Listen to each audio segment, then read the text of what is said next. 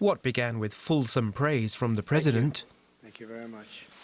There will be no on-the-job training for Kirstjen. She is ready on day one. Would you say? Yes, sir. Good. Ready.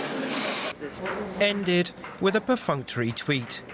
President Trump giving no reason for Nielsen's departure and a bland expression of thanks for her service. Nielsen rose to the position of Chief of Homeland Security in December 2017, and in just over a year in the job, she garnered criticism as the public face of Trump's controversial immigration policies, such as that of separating migrant children from their parents at the US-Mexican border, a policy she denied exists. There has been much outcry, consternation, and frankly misinformation for many in the press, in Congress, and advocacy groups over the last few weeks that we at DHS are intentionally doing things that are unhumanitarian, that are cruel, immoral, and disgraceful. We are doing none of those things. In her letter of resignation, which was published online, she didn't mention her reasons for leaving, but observers see it as a sign of conflicts in the White House, as the president's rhetoric on immigration becomes increasingly strident.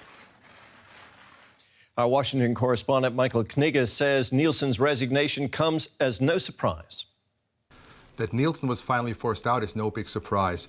Trump was unhappy that he couldn't stop the border crossings at the U.S. border with Mexico, especially from families with children over the past 2 years. Trump was also very unhappy that he could not get his money for the big promised wall, even though he instituted the longest government shutdown in U.S. history. He's also very unhappy that he couldn't continue his policy to separate migrant children from their families because public opposition was just too strong.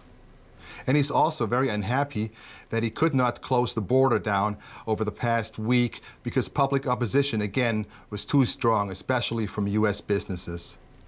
And the face of all these failed policies was Kirstjen Nielsen, his Department of Homeland Security secretary. She was the face of all those failed policies, and Trump needed a scapegoat right now, and that's why he decided to finally get rid of her and force her out.